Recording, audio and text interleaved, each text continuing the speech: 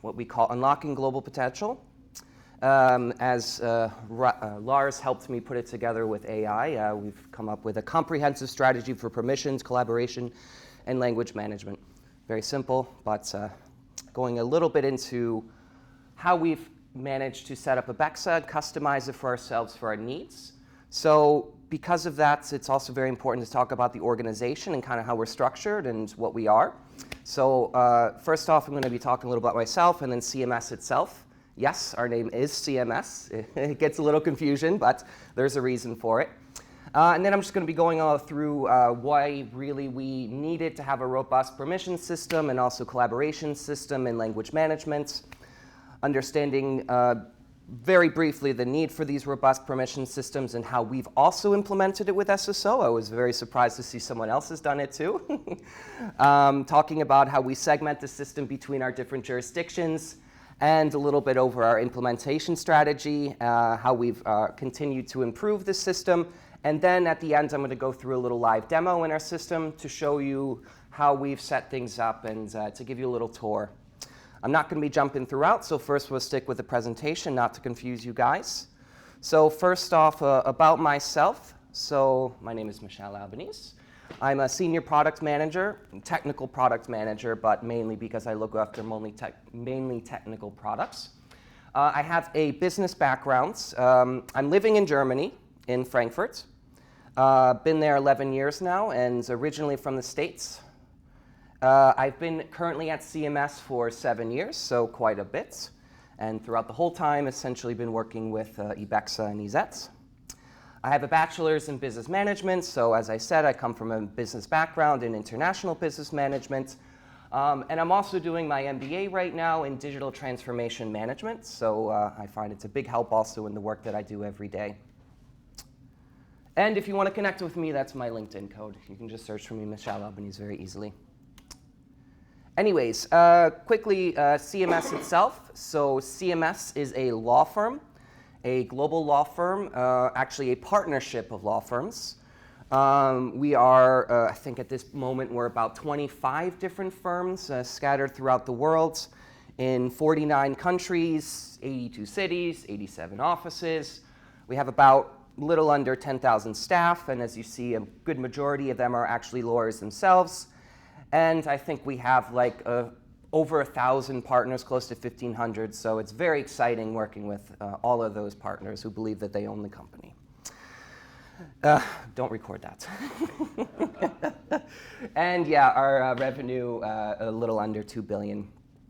Here's just a little view to give you how widespread we are. So we have mainly roots in Europe itself. That's where we come from. The name CMS itself actually comes from a merger when a few firms started to come together in Europe. It was like the UK firm, the German firm, the French firm, and a few others. And it's a mix of Cameron McKenna from the UK and from Germany, Hasche Siegler from Siegler. So it's Cameron McKenna Siegler, but it's basically not that name anymore. It's CMS as a brand, and then locally it's CMS CMNO or CMS Hasche Siegler, and so on and so forth. So you can also see we have a wide-ranging expertise. So these are the official expertise areas and groups that we work in, all across mainly corporate law. We don't do any family, but we do a lot of different sector group and practice group law around the world.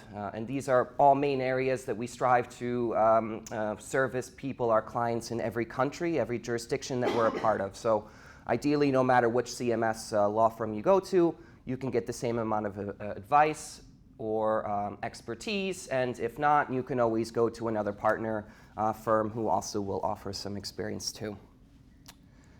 So now that you've learned a little bit about CMS itself, you can probably see that we probably have some certain needs of our own when it comes to our websites, our data management, and so on and so forth. So as I said, we have a very large global structure all across the world. We need to maintain a global brand identity, but we also need to appeal to the local markets too. So we needed to bring this into a website that would service that for us with a branding as well. Of course, strict compliance with GDPR and all other regulations. As a law firm, and we have to actually show best practice for our clients, and our clients also expect best practice. We're working with multinational organizations and corporations who themselves have very strict regulations when it comes to their data usage and so on and so forth. Of course, the content needs to be correct. Since it's legal content, we cannot just always blanket use AI or translation features, fortunately. But we're moving towards that a little bit and finding ways to do it, having the man in the loop, helping out with translation processes. But yeah, still very much, though, controlled from a content perspective. And of course, protecting our sensitive client information and only making it available for those who actually need access to it and not the others. And that'll come up with our next topic as we look into generally principles for robust permission systems. So just very basic, I don't want to go into too much crazy detail, but if we think about it, you start from the principle of least privilege and need to know. So we started breaking down and thinking, all right, so what information is actually needed to be known by the users within Ibexa itself, so the editors and the people working in the system, and where do they need access to, and what do they need to do within the system? There's certain content types that they can create and certain ones that they cannot create. So we needed to set up a system that allowed for us to essentially break down the different role structure and put people into groups. And that comes to our next point of identifying those user groups, and then the roles associated with them, what they can and cannot do, and then setting up those roles and accesses for each of the group. And you'll see a little bit of that soon in the demo, how we did that. And finally, we need to be able to scale and be ready to accommodate new firms. We're always looking for new firms to join the CMS group. Every year we have 2 to 3 new firms joining. And we need to make sure it's flexible enough, the system, not even in permissions, also in the site structures and how we also present content. And I'll show you and talk a little bit about that later too. Because some firms also have very strict legal restrictions on what they can and cannot do from a marketing perspective, or I don't know, so on and so forth. Very special rules in some countries that we need to adhere to. Now, I've been speaking a lot about collaboration, or about jurisdictions and our kind of global structure. Just real quick, so we have a wide-ranging global firm with jurisdictions across the world and offices in those jurisdictions. And how our websites are set up is based off of each jurisdiction. So every country essentially has its own website within CMS or within Ibexa itself. And we break up the groups and the permission structure based off of that jurisdictional segmentation on the front end and in the back end. And then we also believe in cross-collaboration and helping each other out through the different firms. So a lot of content will be produced by an international maybe group or another local group, and it might be of interest to them. So we've also built robust collaboration and translation within the page builder and other areas to ensure that the content is secure, that was originally created. People can add translations, but not mess with the original structure of the page too. And in practice, I'll show you that a little bit too later. All right, so how did we implement this technically? Again, we did role-based control to define the different levels of permissions group. Essentially, it's basically just editor, admin, and super admin. But we also have now, we're starting to build some little bit below editor, like an editor who can work but needs to go through a review process. So you'll see that soon too with small workflows. We also implemented single sign-on, not as robust as you. Ours is basically the single sign-on works to get the user to the admin panel itself, so we can control who can actually get there, and then there's just the basic authentication on top of that, which identifies the user once they log in, and then gives them the assigned role based off of what they have been assigned. And then lastly, we've implemented this strict firm collaboration feature that we've constantly been tweaking and working on over the years, but has been very beneficial for us to allow people to work together. All right, I know the time is ticking, so let's go into this a little bit. Some other things just to point out, we've also implemented multi-language content feeds within our website. So We really like to try to stick, especially for SEO purposes and all holy Google, that each website page and the content on it matches the site language expected from Google. However, some of our firms also don't produce content in all languages, and they want to be able to produce or leverage all of the content into a multi-language feed. So we've implemented that. We've also used language plugins to check that the language matches in the back end the content that the user is creating. We've done content dispatch review processes for one of our services, of which we send out content via email to a subscriber list. And we have a process to be able to create the content and send it for review, which will then open up a ticket in Jira, in which the central team can then go in and review the content, approve it, and dispatch it. We've done lots of things with metadata. Our SEO team is always constantly pushing us to do things. So we've implemented features for exporting and importing then all of the metadata so we can do updates on thousands of pages at a time. And taxonomy mappings and integration is something we're getting now into. We have a very basic taxonomy system because we originally came from Easy Publish back in the day. We moved then to Easy Platform, and now we're finally on Ibexa 4.6 and constantly going to be now keeping with the newest versions. And using that, now we have taxonomies, and it's a big thing for us this year to work on personalization, and a big part of that is going to be mapping our taxonomies across the world together. Okay, so now that's it for the boring part. I'm going to quickly just go through the system with you a little bit. Anton, can you tell me where it is here? Okay, so this is not my computer. Fortunately, mine was having some issues, as some of you know. So very basic login when you get into it. We've done some customizations with, with the dashboards, but not super much yet. But let's just jump into some of the things that we've done. So first off, I can show you how we've set up the different sites within our system. So we have different folders using the different features throughout the years which have become available for us. Site Factory is something new, so we've been using that to build new microsites within the system which don't exist within the main site, but are kind of small microsites that we build externally. Maybe I can show you one of them.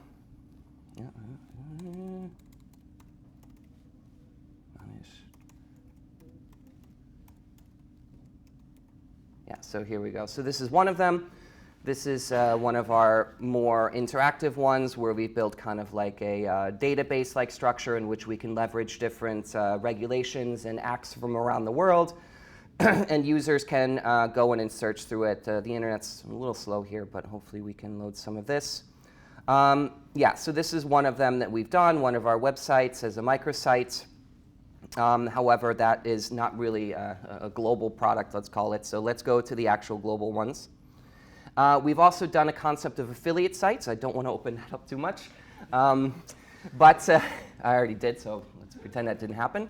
But essentially, an affiliate site is, as I was talking about earlier, some of our jurisdictions have very strict regulations, and they can't potentially exist within, here we are, our main site structure. So here you see every jurisdiction as its own branch site. Some of them, however, have very specific needs, and they can't exist within the same, let's call it, data structure of CMS.law. They need to exist separately, also within the search and everything. So we've implemented a new concept for us called affiliates, in which we can essentially create a site that's exactly like our main website, but is physically not physically, but is separate from the main website in a way. Now looking at the main websites a bit, so we have an international kind of page, which is like a central place where the international group works. The international group being the ones that I work in, so we're like a central agency within CMS who helps all of the jurisdictions and all of the firms throughout. And we kind of provide best practice, and we always have a certain site structure that we implement for all of the jurisdictions. So if we go through each of these, essentially most of them should have all the same site structure. Some things are a little bit customized for instance, like expert guides is an international one, but it is possible for people to customize in a certain way. Yeah, so this is our little bit looking into the global structure. I'll also talk about the firm collaboration feature in a moment and show you some of that if I can, because I don't know if I can access my test account on this laptop, but we'll see. Also to show you what we've done with the users. So I talked a lot about how we implemented role-based and groups within the system. So here you can see we have different kind of levels of access within it. The main what we have is within the super admins. That's myself and my developer Anton here. We also have our firm editors, which are our main editors. And here we can see that we've created for every firm their own group in which we can then just add and create the user within, and automatically based off of all the roles assigned to it. So for instance, here let's go to Kluge. This is our Norwegian firm.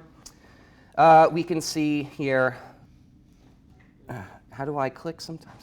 Yeah, sorry, I'm not used to Macs. And yeah, you can see here the different roles, and then we also assign them to the different subtrees of Norway or so on and so forth. And then we've also started implementing these review groups. So this is a group where we can have the workflow built within. So a user of that group will have access to the same branch of the other CMNO editors. So, sorry, I'm not used to this computer.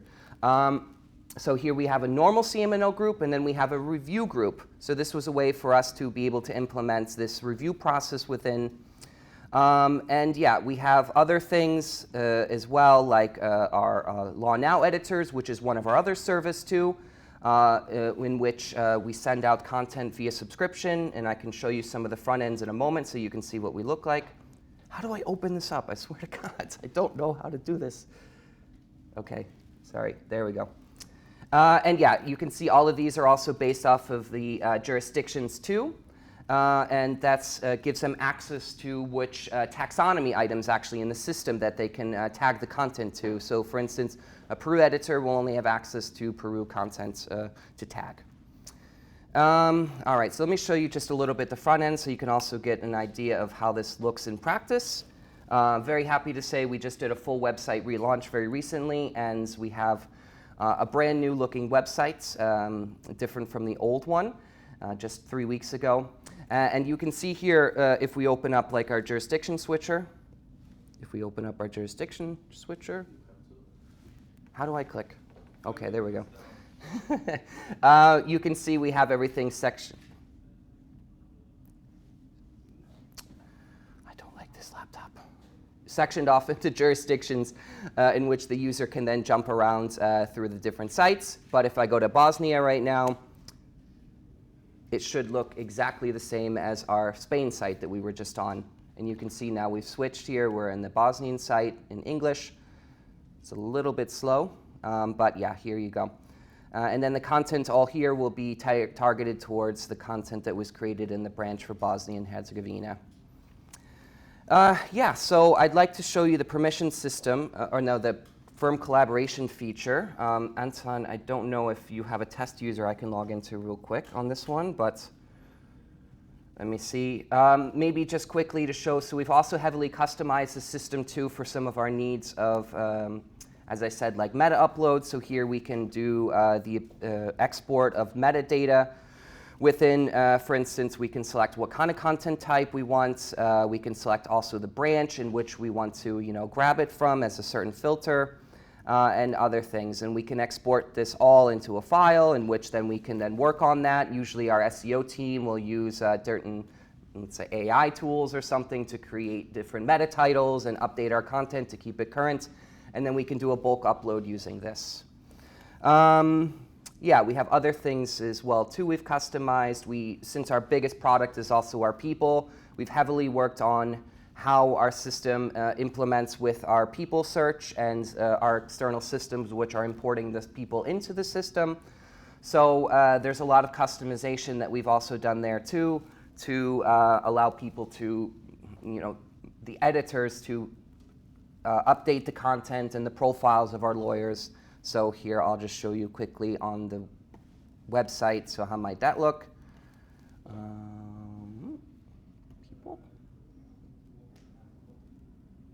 So all of our people are listed on our website who have a public profile, except in Bosnia. I think Bosnia is very specific because they have certain laws. So let's go to another jurisdiction. Probably not the best to choose in this case, but let's go to Germany. Once it loads. So here, we also stayed within the people section because we've spent a lot of time, the context where the user is within the website, trying to keep it if they jump between all the sites, because actually our website is supposed to be one website, and hopefully to the user it doesn't always look like they're jumping around between jurisdictions sometimes. So for instance, here's our lawyers, and yeah, so nothing too special there to be honest, but there's a lot of work that we've done to present them correctly and yeah, make sure that they're correctly visible where they should be. I'm a little bit flustered because of this computer today. Apologies. I want to try to show you. Can I get in with a test editor? Because I want to show the firm collaboration feature quickly. Which one? I don't care. Any. Just get me in a Hasche editor or something.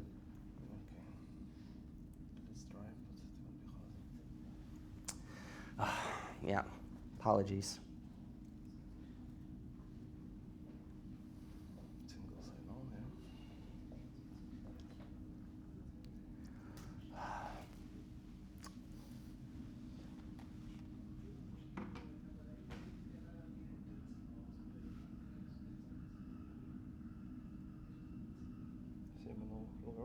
Yeah, it's fine.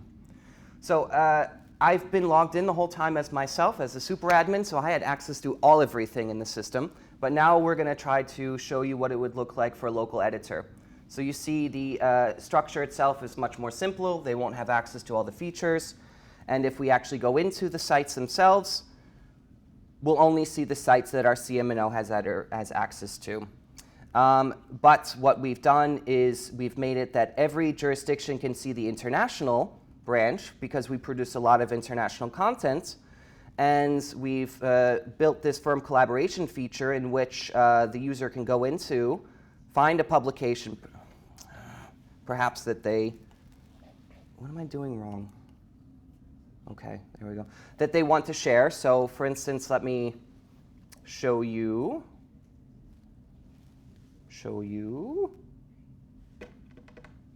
Okay, so for instance, this Emerging Europe M&A reports, I want to share to my jurisdiction, right? So I think you guys probably know how to share content within the system, very easy. I'll check already. It's probably already shared to this jurisdiction, so yeah, that's fine. So let's go into maybe in Poland, and it's been shared to the Polish branch already. And I can then go in as an editor who didn't originally create this piece of content, but I can go in and edit it.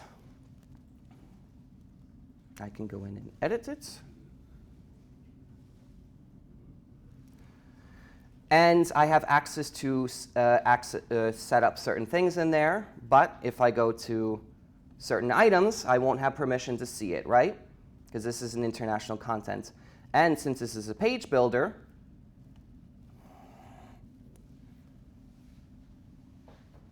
we can see all the different blocks that were set up by the user. What is happening? Okay, don't do the button.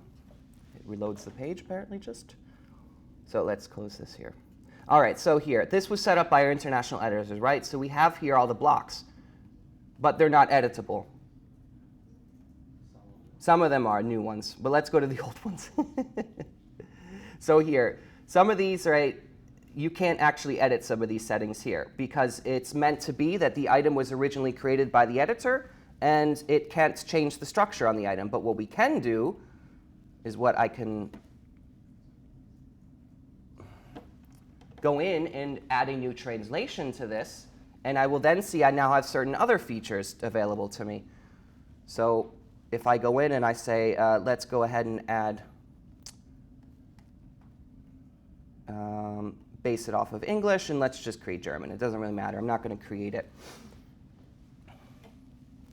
So here, certain things will be available to me. Not all of them, because it's not available in the translation. But if I go close here, so text blocks, right? So if I'm in German now, the text wouldn't make sense to be in English. So in this case, the user will have access to edit the blocks, but they still cannot delete the blocks.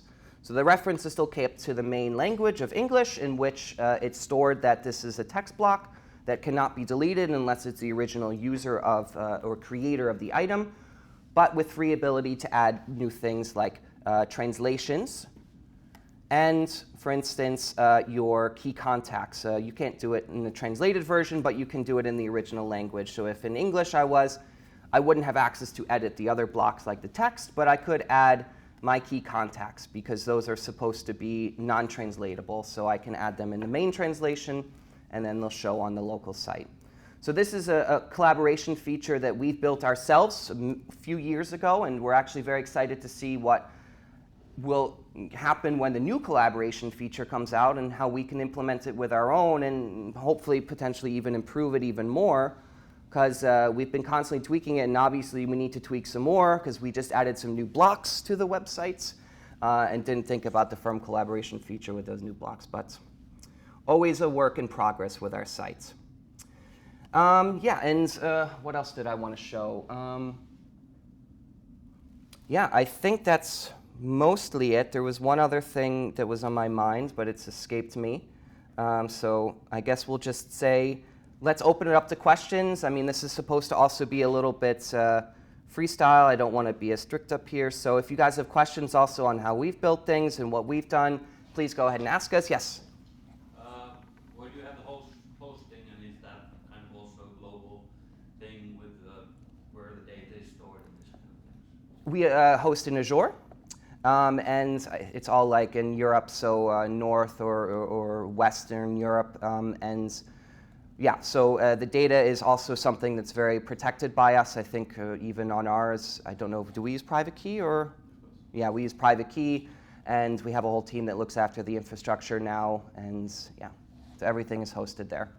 We've just moved 2 years ago or so. We were on-prem for a while, but then we moved to Azure, and we're still tweaking it and making it best, but yeah, it's been pretty good for us. And actually now we're working on setting up certain microservices so we can also scale up in case of, we've had crawlers that go to our website and just put us down because they're just crawling for way too much or they're asking for way too much information. So we're trying to also balance that out a little bit and make the system more robust in case of, yeah, anything that happens. So any other questions? Yes?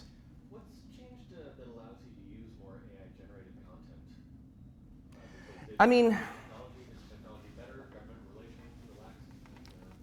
we're not using it directly on the website yet, but we're heavily looking into it. I think a lot of it is due to the fact that we're a law firm, and our kind of a whole shtick is that we're the future-facing law firm, and we want to go into this, see what's current and what's happening now.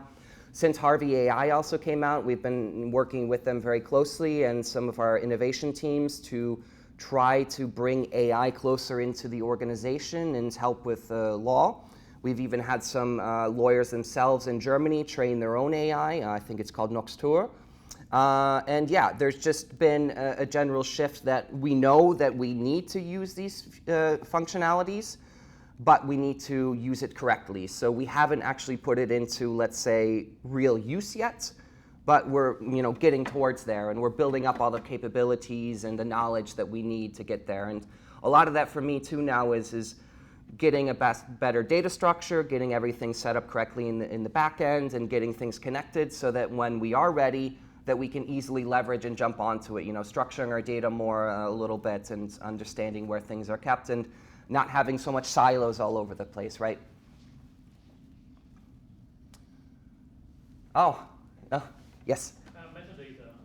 So you're able to download the files of all the content and edit metadata like an Excel spreadsheet or something, and then able to upload it afterwards like a bulk upload. Exactly. And it's completely custom built, correct? In terms of functionality. Yes. Okay. Yeah. By this guy. So yes.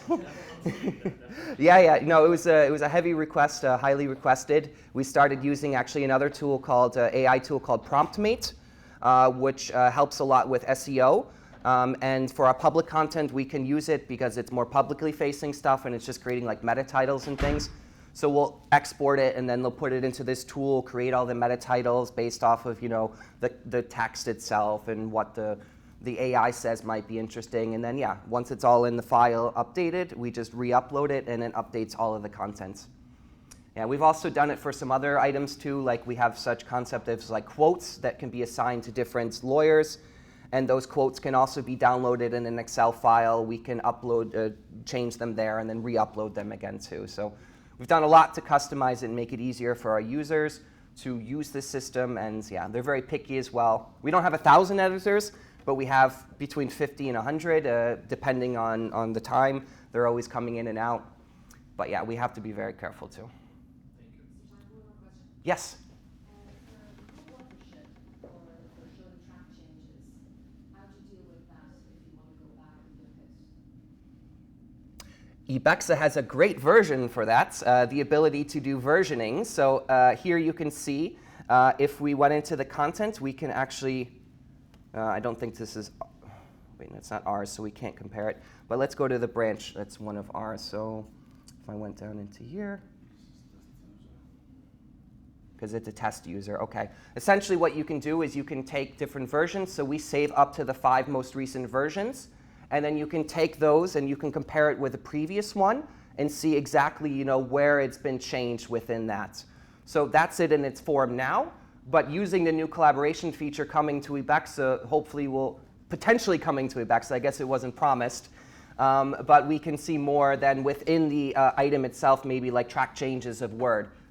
That's to be seen, but yeah. And co-authorship is possible then until that moment when it's finally published? Mm-hmm. Or can you post-edit a finally published piece? We encourage actually updating. Our SEO person is constantly telling us all the time that you need to keep it current, you need to update it to the new laws or the new things happening in the world.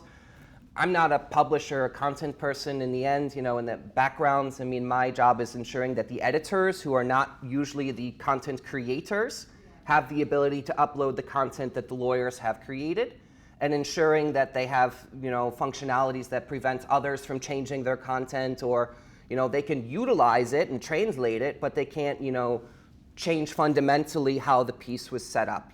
Structure will still stay the same, the blocks will still be there, but they have some ability to customize for their own local market. And that's where this kind of global versus local strategy comes from. And actually, I just remembered one more feature. So one other thing, too, that we do for our lawyers to make it very easier for them to understand how their content even looks on the website before it goes live, we've implemented our own public preview links. So if we go here, we have a special button in the system. I don't know if you saw that, but it's called Go to Front Ends. It's essentially a preview button. But what it does is it gives us a very special link. So let's see. Oh, it's a live one, sorry. I need to go to one that's not live yet. So here, this one is not live. The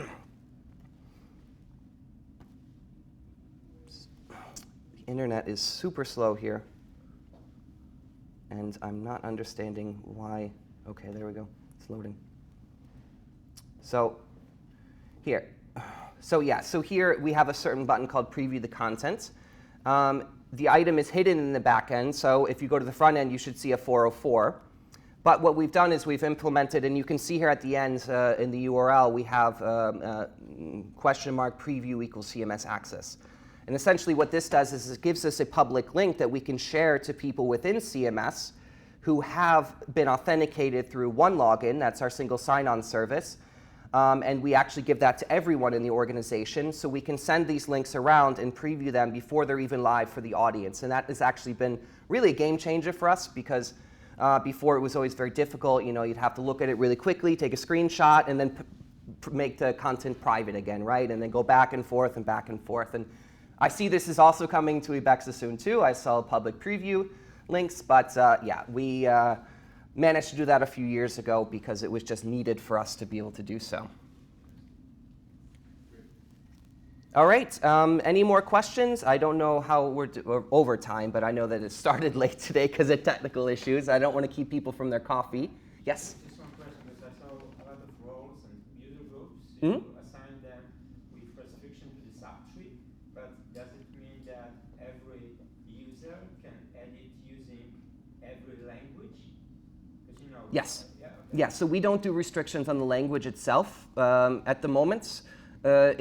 But the user, if, for instance, I was a UK editor editing content in the UK branch or a Polish branch, the site itself on the front end only has an English version. So if they created German content, it wouldn't really work because the German language doesn't exist on their front end.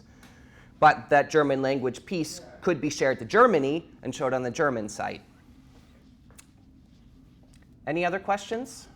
I hope it was informative. I apologize for a little bit of the shuffling around today, but it happens, technology, right? I hope you got a little bit out of it, especially some people who are maybe customers who are looking how to use the platform more. There's a lot more I could show you, but I don't have the time, and I'm also not finding it very easy to work with a Mac. I'm glad I stick to PC. Thank you all.